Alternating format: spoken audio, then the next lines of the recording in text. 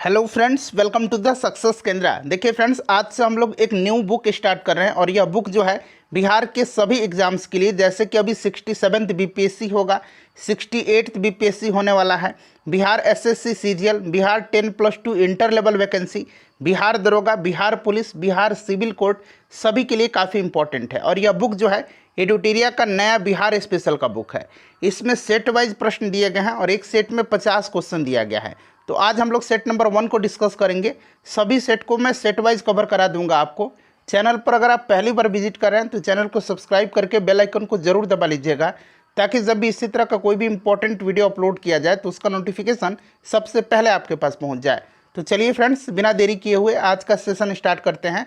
Friends, पहले please video को like कर दीजिए और जब सेशन समाप्त होगा तो इसे शेयर भी जरूर कर दीजिए। देखिए, जैसे मैंने आपको बताया कि आज से हम लोग एडुटेरिया का जो नया बुक आया हुआ है बिहार स्पेशल का, उसको कवर करेंगे।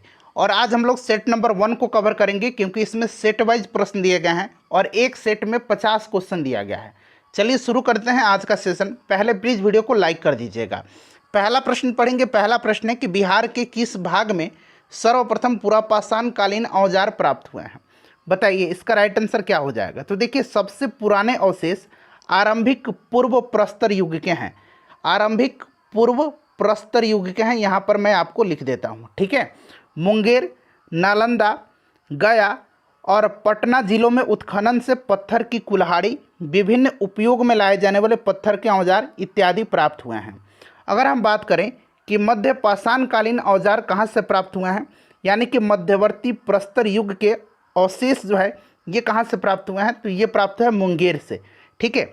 नवपाषाणकालीन औजार यानी कि नव प्रस्तर युग जो है इसके अवशेष कहाँ से प्राप्त हुए हैं, तो याद रखना आपको, अगर पूछा जाए कि नवपाषाणकालीन औजार कहाँ से प्राप्त हुए हैं, तो ये प्राप्त हुए हैं सारण जिले के चिरांद, यहाँ मैं लिख देता हूँ सारण जिले के चिरांद, और वैशाली के चेचर से प्राप्त हुआ है, ठीक है। प्रश्न में पूछा गया है कि पुरापाषाणकालीन औजार कहाँ से प्राप्त हुए हैं, तो मैंने आपको बताया पटना, मुंगेर, गया, नालंदा, यानी कि दक्षिणी भाग। ऑप्शन नंबर ए इसका राइट आंसर हो जाएगा। चलिए आगे बढ़ेंगे कि बिहार को जानने के लिए सर्वाधिक प्राचीन साहित्यिक स्रोत कौन सा है, तो ये आपका अथर्ववेद है। और देखिए यहाँ पर ध्यान देंगे कि मगध का सर्वप्रथम उल्लेख जो है, मगध का सर्वप्रथम उल्लेख जो है यह अथर्ववेद में मिलता है। इसको भी आप निश्चित रूप से ध्यान रखेंगे। चलिए तीसरा प्रश्न है कि बिंबिसार ने मगध साम्राज्य की राजधानी कहाँ बनाया था, तो ये आपको भी पता होगा। बिंबिसार ने कहाँ पर बनाया था, तो गिरिब्रज में बनाया था। ऑप्शन नंबर ए जो होगा राइट आंसर इसका हो जाएगा।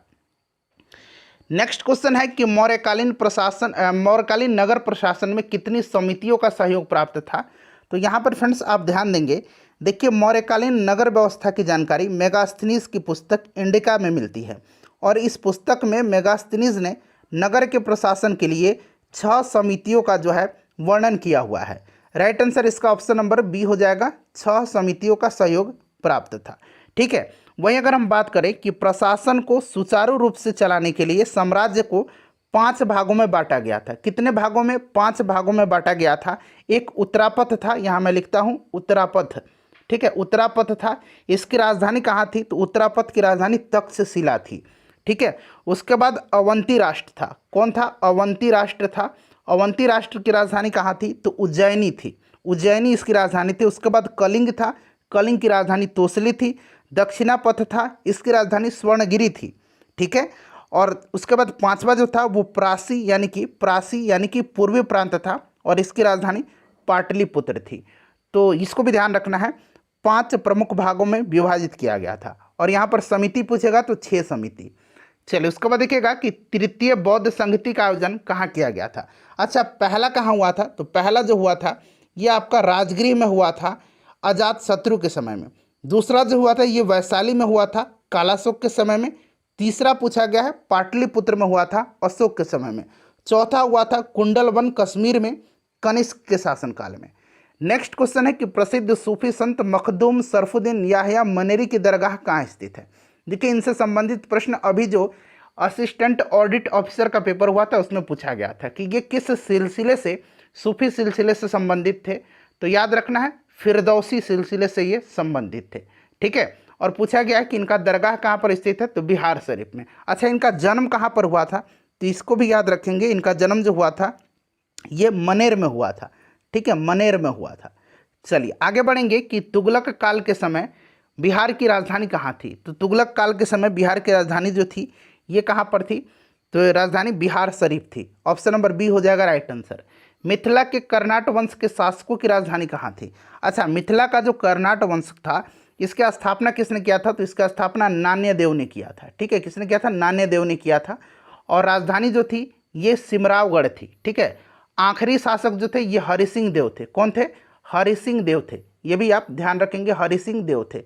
संस्थापक नान्यदेव, आखिरी शासक हरि सिंह देव थे। और यहाँ पर इंपॉर्टेंट पॉइंट ध्यान रखिएगा, कर्नाट वंश के शासनकाल को मिथिला का स्वर्ण युग भी कहा जाता है। ठीक है, चलिए नेक्स्ट क्वेश्चन कर लेंगे। वीडियो को प्लीज़ फ्रेंड्स लाइक कर दीजिएगा जरूर। देखिए, इब्राहिम लोदी के शासनकाल में बिहार का वह सूबेदार जिसने सुल्तान के विरुद्ध विद्रोह किया, बताइए इसका राइट आंसर क्या हो जाएगा, ये कौन है। तो देखिए इसका जो राइट आंसर हो जाएगा वो आपका कौन सा हो जाएगा, बताइए करेक्ट आंसर। अगर आपको आंसर पता है तो आंसर आप बताते चलिएगा। देखिए इसका जो करेक्ट आंसर है वो आपका दरिया खां नुहानी हो जाएगा। कौन है, दरिया खां नुहानी। ठीक है, चलिए उसके बाद नेक्स्ट क्वेश्चन कर लेंगे कि खिलजी वंश के समय के कुल सिक्के किस क्षेत्र से प्राप्त हुए हैं। तो ये प्राप्त कहाँ से हुए हैं, तो ये भोजपुर से प्राप्त हुए हैं। ठीक है, चलिए वह प्रथम मुगल सम्राट जिसका राज्याभिषेक बिहार में हुआ था, तो ये कौन था फ्रेंड्स, बताइए राइट आंसर कौन था। तो ये फर्रुखसियर था। कौन था, यह फर्रुखसियर था। ठीक है, ध्यान रखिएगा कौन था फ्रेंड्स, फर्रुखसियर था। राइट आंसर इसका हो जाएगा आपका ऑप्शन नंबर यहाँ पर फर्रुखसियर, जो कि ऑप्शन नंबर डी में दिया गया है। ठीक है, और फर्रुखसियर का जन्म पटना में हुआ था और 1713 में जो है इसका राज्याभिषेक पटना में हुआ था। ठीक है, चलिए आगे बढ़ेंगे कि बिहार में सैनिक अभियान आयोजित करने वाला पहला सुल्तान कौन था। पहला सुल्तान जो था सैनिक अभियान ये इल्तुतमिश था। Option number B right answer हो जाएगा। नेक्स्ट क्वेश्चन है कि बंगाल के किस नवाब ने मुंगेर को राजधानी बनाया था, बताइए किस नवाब ने मुंगेर को राजधानी बनाया था। तो फ्रेंड्स यह जो बनाया था, यह बनाया था कौन, तो यह बनाया था आपका मीर कासिम ने। मीर कासिम राइट आंसर हो जाएगा। ऑप्शन नंबर यहाँ पर देखिए ए करेक्ट आंसर हो जाएगा। ठीक है, चलिए बिहार को अलग राज्य के रूप में स्थापित करने के लिए किस राजनेता का सक्रिय योगदान रहा था। तो ये कौन थे, सच्चिदानंद सिन्हा थे। सच्चिदानंद सिन्हा थे। उसके बाद देखिए बिहार में व्यक्तिगत सत्याग्रह के पहले सत्याग्रही कौन थे। पहले सत्याग्रही पूछा गया, बताइए राइट आंसर इसका क्या हो जाएगा।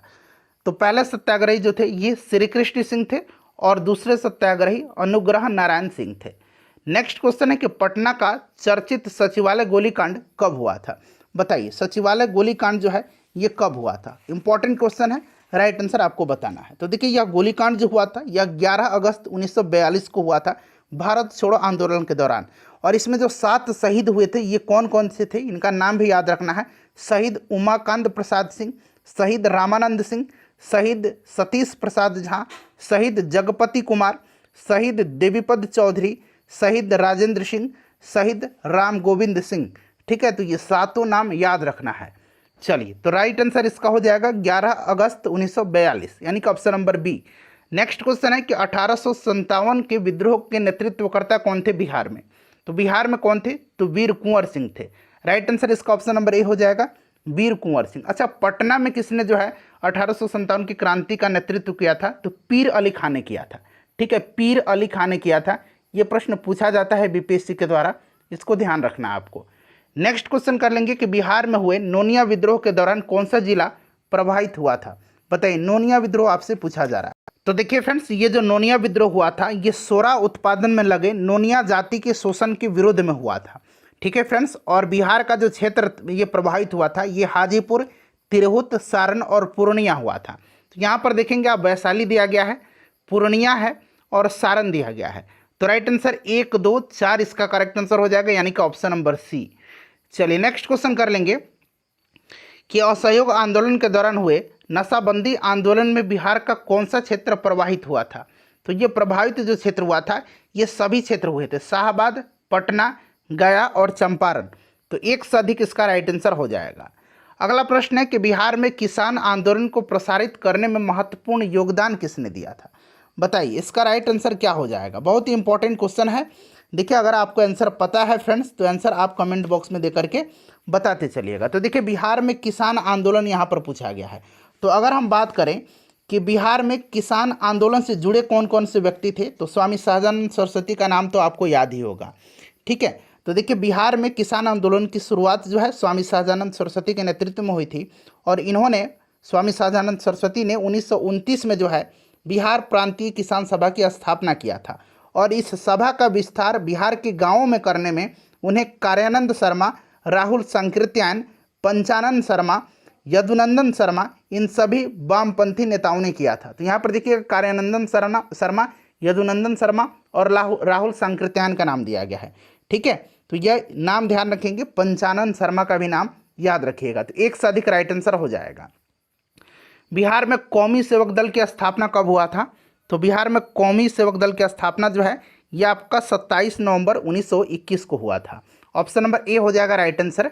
देखिए पीडीएफ टेलीग्राम पर आपको मिल जाएगा थोड़ी देर के बाद, आंसर आप लोग यहाँ से नोट डाउन कर लेंगे। ठीक है, चलिए उसके बाद देखिए मध्यकालीन बिहार में अंतर्राष्ट्रीय व्यापार का मुख्य केंद्र कौन था, तो मुख्य केंद्र जो था ये पटना और भागलपुर था। ऑप्शन नंबर इसका सी राइट आंसर हो जाएगा, क्योंकि ये नदी से जुड़े हुए हैं, गंगा नदी से।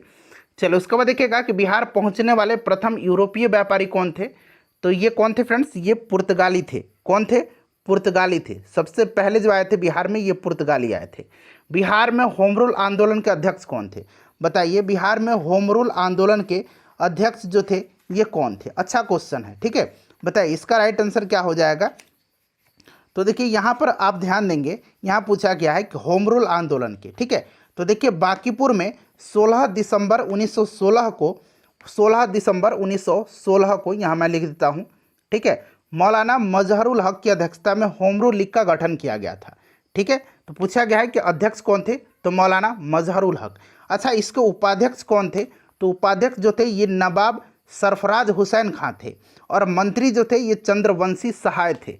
तो ये भी आप ध्यान रखिएगा। ठीक है, चलिए उसके बाद देखिए पूछा गया कि देशेर कथा यानी कि देश की बात के लेखक कौन है।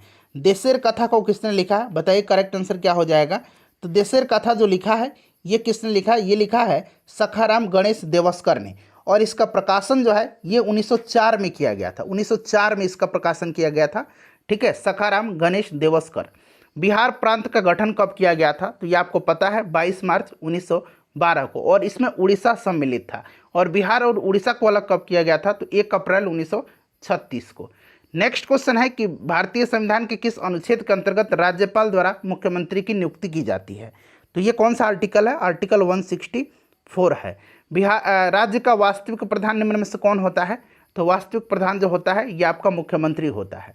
ठीक है, उसके बाद देखिए नेक्स्ट क्वेश्चन है कि पंचायती राज संस्थानों में महिलाओं को 50% आरक्षण देने वाला भारत का पहला राज्य कौन है, तो पहला राज्य बना था बिहार। ठीक है, बिहार इसका राइट आंसर हो जाएगा। ये प्रश्न अभी 67th बीपीएससी का जो पेपर हुआ था 8 मई के दिन, उसमें यह प्रश्न पूछा गया था। ठीक है, उसके बाद देखिए बिहार विधानसभा में अनारक्षित सीटों की संख्या। अच्छा, बिहार विधानसभा में टोटल सीट कितना है, तो 243 है। यहाँ पर अनारक्षित पूछा गया यानी कि जो रिजर्व सीट नहीं है। तो देखिए यहाँ पर आप ध्यान देंगे, तो अगर हम बात करें तो टोटल 38 सीट जो हैं ये एससी के लिए हैं, और 2 सीट जो हैं ये एसटी के लिए रिजर्व हैं। तो बच गए कितने, 38 2 40 में से 203 बच गया, यानी कि ऑप्शन नंबर इसका सी हो जाएगा करेक्ट आंसर। ठीक है, चलिए आगे बढ़ेंगे, नेक्स्ट क्वेश्चन कर लेंगे। हाँ, अगला प्रश्न यहाँ पर आप देखिएगा। नेक्स्ट क्वेश्चन है हमारा कि स्वतंत्रता पश्चात बिहार में पहला चुनाव कब कराया गया था, तो ये कराया गया था 1952 में। ठीक है, ऑप्शन नंबर डी होगा राइट आंसर। बिहार के किस जिला में सोमेश्वर की पहाड़ी स्थित है, तो सोमेश्वर की पहाड़ी आपको पता है यह पश्चिम चंपारण में है। यह प्रश्न बीपीएससी का फेवरेट है और बार बार पूछा जाता है। ठीक है, चलिए उसके बाद देखिएगा कि विधान परिषद में सदस्यों का कार्यकाल कितने वर्षों का होता है, तो विधान परिषद और राज्यसभा में 6 वर्ष का होता है, और प्रत्येक जो है 1/3 सदस्य 2 वर्ष पर जो है सेवानिवृत्त होते हैं। नेक्स्ट क्वेश्चन है कि आपातकाल के समय किसी भी राज्य में विधानसभा की अवधि कब तक बढ़ाई जा सकती है, तो यह अवधि 6 माह तक जो है विधानसभा की बढ़ाई जा सकती है। 6 माह राइट आंसर हो जाएगा। वहीं देखिए लोकसभा पूछा जाता है तो 1 साल होता है। बिहार में पहली बार राष्ट्रपति शासन कब लगा था, तो अच्छा बिहार में अब तक टोटल 8 बार राष्ट्रपति शासन लगाया जा चुका है। 1968-69 में पहली बार राष्ट्रपति शासन लगा था। 2011 की जनगणना के अनुसार बिहार की ग्रामीण तथा शहरी जनसंख्या का प्रतिशत कितना है? तो ग्रामीण का जो है ये कितना है? तो देखिए ग्रामीण जनसंख्या का जो प्रतिशत है ये 88.7% है और शहरी जनसंख्या का 11.3% है। ठीक है, तो राइट आंसर इसका ऑप्शन नंबर यहाँ पर देखिए बी करेक्ट हो जाएगा। नेक्स्ट क्वेश्चन है कि 2011 की जनगणना के अनुसार बिहार की जनसंख्या भारत में तीसरे स्थान पर है। इस बात को ध्यान रखना है। पहले और दूसरे स्थान पर कौन है? तो पहले स्थान पर उत्तर प्रदेश है, दूसरे स्थान पर महाराष्ट्र है। बिहार का पहला दूरदर्शन केंद्र कहाँ स्थापित किया गया था? तो फ्रेंड्स यह किया गया था मुजफ्फरपुर में। नेक्स्ट क्वेश्चन है कि बिहार की प्रथम चीनी मिल मढ़ौरा सारण में इसकी स्थापना कब की गई थी? चलिए इसका आंसर आप मुझे कमेंट करके बताइएगा। ये प्रश्न बार बार पूछा जाता है, इसीलिए इसका आंसर आप कमेंट करके मुझे बताइए। चलो उसके बाद देखिएगा कि कौन सा जिला पड़ोसी देश नेपाल के साथ सीमा साझा नहीं करता है। अच्छा, नेपाल के साथ सीमा साझा करने वाले टोटल जिले कितने हैं? तो याद रखना है टोटल जिले जो हैं ये 7 जिले हैं। कौन कौन से जिले हैं? तो सीतामढ़ी है, याद रखेंगे टोटल 7 जिले हैं। सीतामढ़ी है, किशनगंज है, अररिया है, सुपौल है, मधुबनी है, पूर्वी चंपारण है और पश्चिमी चंपारण है। इसमें पूछा गया नहीं है, तो नहीं राइट आंसर इसका क्या हो जाएगा बताइए? तो देखिए करेक्ट आंसर इसका शिवहर हो जाएगा। ठीक है, जैसे मैंने बताया सीतामढ़ी, किशनगंज, अररिया। ठीक है, अररिया के बाद सुपौल, मधुबनी, पश्चिम चंपारण, पूर्वी चंपारण ये सब आते हैं। शिवहर राइट आंसर हो जाएगा इसका। बिहार के किस क्षेत्र में धारवाड़ चट्टान पाए जाते हैं? धारवाड़ चट्टान जो है यह किस क्षेत्र में पाए जाते हैं, यह आपसे पूछा जा रहा है। बताइए राइट आंसर इसका क्या हो जाएगा? देखिए धारवाड़ क्रम की जो चट्टान है यह पाया जाता है किस क्षेत्र में? बताइए करेक्ट आंसर इसका क्या हो जाएगा? तो देखिए इसका जो करेक्ट आंसर हो जाएगा फ्रेंड्स वो आपका हो जाएगा इसमें से ऑप्शन नंबर यहाँ पर दक्षिण पूर्व हो जाएगा। ठीक है, ऑप्शन नंबर ए हो जाएगा दक्षिण पूर्व में। दक्षिण पूर्व में जो है भूस्तरीय रचना वाले जिले आते हैं। ठीक है, और दक्षिण पश्चिम जो यहाँ पर देख रहे हैं, दक्षिण पश्चिम में जो है इसमें क्या आता है? तो दक्षिण पश्चिम में जो है फ्रेंड्स विंध्यन क्रम की चट्टान पाई जाती है। ठीक है, और यहाँ पर धारवाड़ पूछा गया तो धारवाड़ आपका हो जाएगा राइट आंसर इसका कौन सा? राइट आंसर इसका हो जाएगा दक्षिण पूर्व में। ठीक है, चलिए राइट आंसर इसका दक्षिण पूर्व हो जाएगा। चलिए अगला क्वेश्चन करेंगे, नेक्स्ट क्वेश्चन कर लेंगे। और दक्षिण पश्चिम में जो होता है वो आपको पता है कि रोहतास आता है और इस क्षेत्र में विंध्यन प्रकार की चट्टानें पाई जाती हैं। और धारवाड़ जो है ये आपका दक्षिण पूर्व हो जाएगा और इसमें मुंगेर, जमुई, नवादा ये सभी जिले आते हैं। अगला प्रश्न है कि गंगा के मैदानी क्षेत्रों की पुरानी कछारी मिट्टी निम्न में से किस नाम से जानी जाती है? तो फ्रेंड्स इसको जाना जाता है किस नाम से? इसको जाना जाता है बांगर के नाम से। ठीक है, राइट आंसर इसका हो जाएगा बांगर। ठीक है, पुरानी और नवीन जलोढ़ मिट्टी को खादर कहा जाता है। ठीक है, क्या कहा जाता है? खादर कहा जाता है। और यहाँ पर चलिए आंसर मैं बता देता हूँ आप लोगों को। प्रथम चीनी मिल मढ़ौरा सारण की स्थापना 1904 में हुई थी। ठीक है, जिन्होंने कमेंट कर दिया है बहुत अच्छा है। देखिए उसके बाद नेक्स्ट क्वेश्चन है कि समुद्र तल से बिहार की औसत ऊंचाई कितने मीटर है? यहाँ मीटर में पूछा गया। मीटर में पूछा जाएगा तो आपको याद रखना है 53 मीटर। वहीं अगर फीट में पूछा जाएगा तो 173 फीट, ये भी आप ध्यान रखिएगा। देखिए बिहार राज्य की भू आकृति निम्न में से सामान्यतः किस प्रकार की है? तो यह आयताकार है। कैसी है? आयताकार है। उसके बाद देखिए कोपेन की जो जलवायु वर्गीकरण है उसका अनुसार उत्तरी बिहार की जलवायु को किस प्रकार से विभाजित किया गया है? बताइए इसका राइट आंसर क्या हो जाएगा? तो देखिए उत्तरी बिहार और दक्षिणी बिहार इन सबको आपको ध्यान रखना है। तो यहाँ पर उत्तरी बिहार पूछा गया है तो उत्तरी बिहार को जो है किस में रखा गया है? तो याद रखिएगा आप उत्तरी बिहार को जो रखा गया है वो आपका रखा गया है किस में? तो CWG में। CWG में। दक्षिणी बिहार वहीं पूछता कोपेन के जलवायु वर्गीकरण के अनुसार, तो ये आपका AW हो जाता। चलिए उसके बाद देखिएगा कि बिहार का अधिकांश भाग निम्न में से किस प्रकार की मिट्टी से आच्छादित है? तो यह मिट्टी कछारी मिट्टी है। बिहार के कितने प्रमंडलों से होकर गंगा नदी प्रवाहित होती है? कितने प्रमंडलों से होकर के गंगा नदी प्रवाहित होती है? बताइए राइट आंसर इसका क्या हो जाएगा? तो कितने प्रमंडल हैं फ्रेंड्स? बताइए करेक्ट आंसर इसका। तो यहाँ पर मैं आपको बता देता हूँ कौन कौन से प्रमंडल हैं जहाँ से गंगा नदी होकर के प्रवाहित होती है। अच्छा टोटल प्रमंडल कितने हैं? टोटल जो है बिहार में कितने प्रमंडल हैं पहले मुझे कमेंट करके बताइए। ठीक है, टोटल बिहार में कितने प्रमंडल हैं पहले आप मुझे कमेंट करके बताइए। देखिए अगर हम बात करते हैं कि किस किस प्रमंडल से होकर के गंगा नदी गुजरती है तो बिहार में टोटल जो है कितने प्रमंडल हैं? 9 प्रमंडल हैं। 9 में से 7 प्रमंडल से होकर के गुजरती है। कौन कौन से? तो उंगली पर काउंट कीजिएगा। पटना, सारण, तिरहुत, दरभंगा, मुंगेर, भागलपुर और पूर्णिया से होकर के। मगध और कोसी से होकर के नहीं निकलती है। ठीक है, मगध और कोसी ये 2 प्रमंडल हैं जहाँ से गंगा नदी नहीं निकलती है। ठीक है, तो 7 इसका राइट आंसर हो जाएगा। ठीक है फ्रेंड्स। वहीं अगर आपसे पूछा जाता है कि गंगा नदी जो है बिहार के, अगर पूछा जाता है कि कितने जिलों से होकर के गुजरती है, इसके तट पर कितने जिले आते हैं, तो 12 जिले आते हैं, 12 जिले आते हैं, ये सब ध्यान रखना आपको। चलिए उसके बाद देखिए, ककोलत जलप्रपात बिहार के किस जिले में है, तो ककोलत नवादा में है। निम्न में से कौन सा जलकुंड जो है राजगीर में स्थित नहीं है, राजगीर में स्थित नहीं है, यह आपसे पूछा गया है। तो यहाँ पर आप देखेंगे लक्ष्मण कुंड जो है ये मुंगेर में है। कहाँ पर है, लक्ष्मण कुंड जो है ये मुंगेर में है। ठीक है, तो ये वाला नहीं है, बाकी सभी जो है मखदूम, सूर्य कुंड और गोमुख कुंड ये राजगीर में है, लक्ष्मण कुंड मुंगेर में है। बिहार का किस जिला को मक्का का घर कहा जाता है, तो मक्का का घर जो है ये कहा जाता है बेगूसराय को। किसको कहा जाता है, बेगूसराय को। देखिए सेट नंबर 1 मैंने कंप्लीट करा दिया। वीडियो को लाइक कर दीजिए, शेयर कर